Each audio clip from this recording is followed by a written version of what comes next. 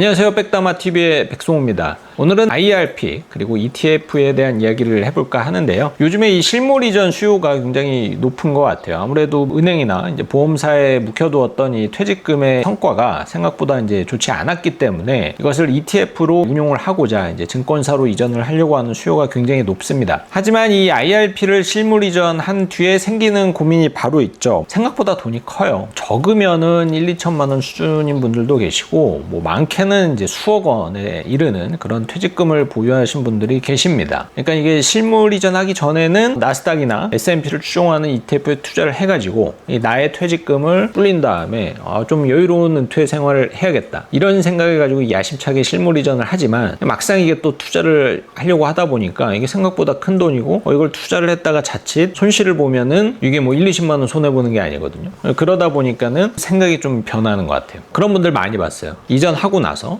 혹은 뭐 이전하기 전에 고민만 하다가 시간을 다 보내시는 분들 굉장히 많이 봤고, 그리고 실물 이전 이후에 현금으로 방치를 하는 거죠. 왜냐? 미국 주식 ETF를 사고 싶은데 지금 주가 계속 올라가고 있잖아요. 그러니까 이 타이밍이 마음에 들지 않는 거죠. 그러다 보니까 이제 자연스럽게 그냥 방치하고 있는 시간이 또 다시 이제 딜레이 되는 이러한 악순환이 좀 지속이 되고 있습니다. 그래서 이러한 고민을 하고 계신 분들은 ETF 선택을 이렇게 해보시기를 권해드립니다. ETF는 일단 이렇게 주식형이 있고 채권형 이렇게 두 가지죠. 물론 뭐 여기에 원자재, 환율 뭐 여러 가지 있는데 그거 일단 배제하고요. 실물 이전 이후에는 이 주식형은 일단은 배제하겠습니다. 왜냐면 이게 목돈이기 때문에 투자의 경험이 많지 않으신 분들은 이 목돈을 가지고 이 주식형 ETF로 적재적소에 딱딱딱 배분을 해가지고 뭐 과감하게 매수를 한다라는 게 쉽지 않아요. 한 번도 해보지 않았는데 이걸 어떻게 하겠어요. 그래서 요거 일단 배제하고요. 채권형 중에 골라야 됩니다. 채권형도 어설프게 공부하면 채권이니까 다 안전하겠지 이런 생각하시면 큰일 납니다. 채권형은 일단 해외 채권과 국내 채권 이렇게 일단 나뉘고요. 또 이 안에서도 회사 채권 그리고 국공채, 국가에서 발행한 채권 이렇게 또 나뉩니다.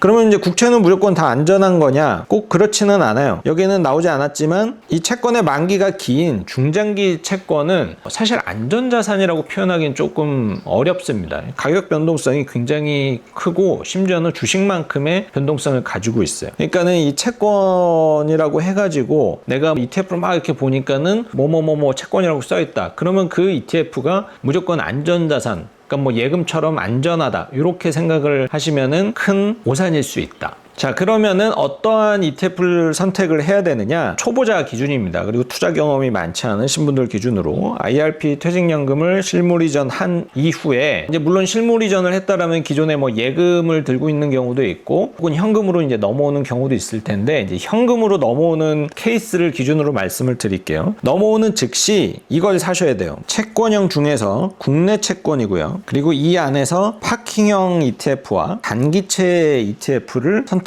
하시면 가장 안전합니다. 그러면 이제 파킹형 ETF가 뭐냐라고 하면은 많아요. 검색칸에 이 CD 금리라고 검색을 하시거나 혹은 코파 금리라고 검색을 하시면 됩니다. 리스트들을 이렇게 쭉 뜰 텐데 그 중에서 거래량이 가장 많은 ETF를 선택을 하시는 게 좋고, 어떤 CD 금리 ETF는 가격이 이제 100만 원짜리도 있거든요. 뭐 그런 걸로 하셔도 되고 10만 원짜리로 하셔도 되고 투자금 규모에 따라서 선택을 하시면 됩니다. 그래서 결론적으로 CD나 코파라고 써져 있는 것들을 우리가 통칭 파킹형 ETF라고 이제 불리우고요. 그 대신에 수익성은 CMA 수준밖에 안 됩니다. 그러니까 기대할 수 있는 수익률은 3% 정도, 조금 더 보수적으로 보면은 2%대 후반, 2.8, 2.9% 그 정도로 이제 예상을 하시면 되고, 나는 도저히 3% 정도의 이자 가지고는 만족이 안 된다. 그러면 이제 한 단계를 조금 높여서 단기채를 이제 좀 알아보시는 거죠. 국채 중에서 이제 단기채에 투자를 하시면은 그래도 4%까지는 요즘에 안 가요. 3% 초중반 정도의 수익률을 기대를 할 수가 있고, 이 정도도 이제 만족이 안 된다라고 하면은 개인적으로는 이제 중기채, 장기채로 넘어가는 단계가 아니고 그 전에 이제 회사채로 넘어가는 단계가 저는 위험 대비 그 순서라고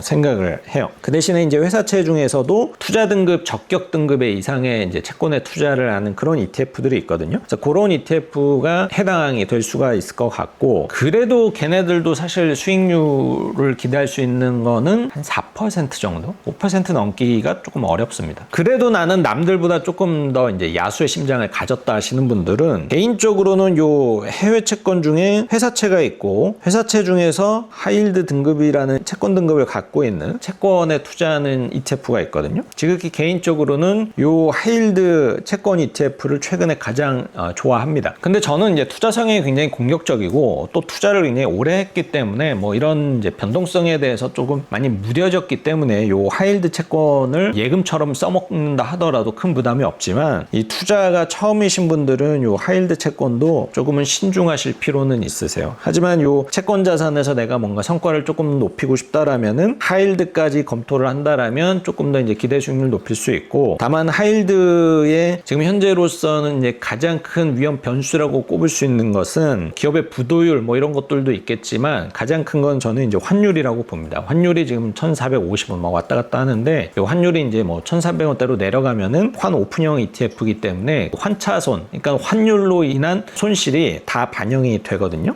그래서 그런 부분이 단기적으로 가장 큰 리스크 요인이니까 이런 것들은 좀 참고를 하시기 바랍니다. 자, 그 다음에는 이렇게 채권에 100%로 이제 묵혀두면 뭐 사실은 실물 이전을 한 의미가 없잖아요. 그냥 기존에 그냥 예금으로 이제 묶어놓는 거랑 사실상 차이가 없기 때문에 어쨌든 증권사로 이 IRP로 실물 이전을 한다라는 것은 조금 더 이제 기대 수익률을 높이기 위함이니까 결국에는 이제 주식형 ETF의 비중을 이제 서서히 늘려야 되거든요. 그래서 일단은 넘어온 직후에는 목돈이기도 하고 오늘 기준으로 봤을 때는 미국의 주가가 이제 너무 높기 때문에 뭔가 이제 투자를 하기에는 이제 상당히 부담스러울 수가 있겠죠. 그래서 넘어온 직후에는 모든 적립금을 CD금리 ETF로 이제 해놓은 다음에 이 돈을 이제 서서히 주식형 자산의 이제 ETF로 자금을 이제 조금씩 옮기는 거죠.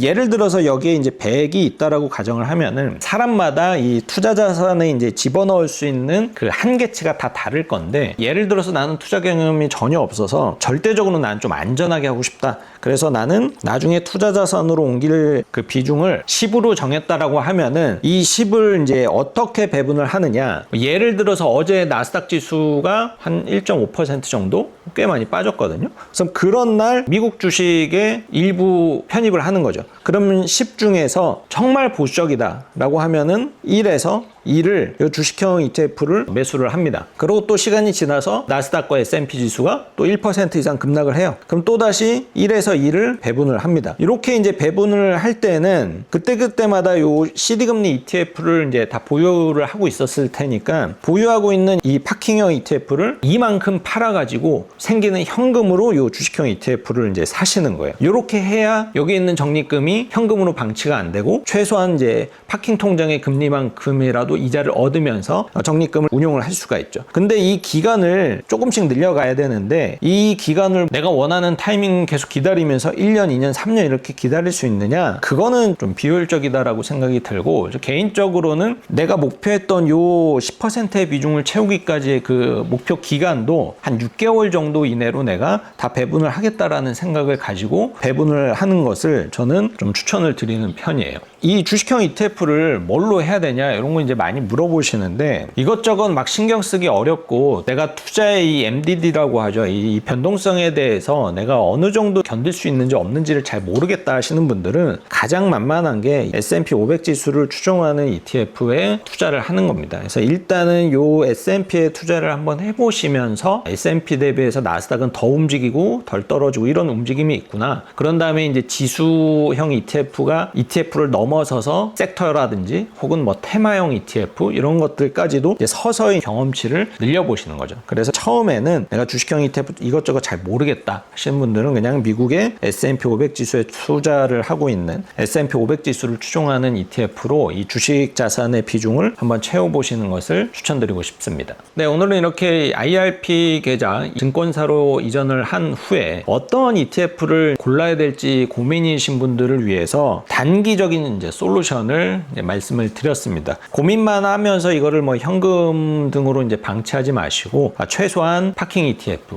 혹은 단기 채권 ETF로 일단은 다 설정을 해가지고 이 공백기가 생기지 않게 자금 운용을 해보시면서 추후에 공부도 하고 뭐 경제 상황도 익혀보시면서 이 주식형에 대한 비중을 조금씩 늘려나가는 그러한 전략으로 이 IRP 계좌를 한번 운용을 해보시기를 권장드리고요. 저는 또 다음 영상에서 찾아뵙도록 하겠습니다.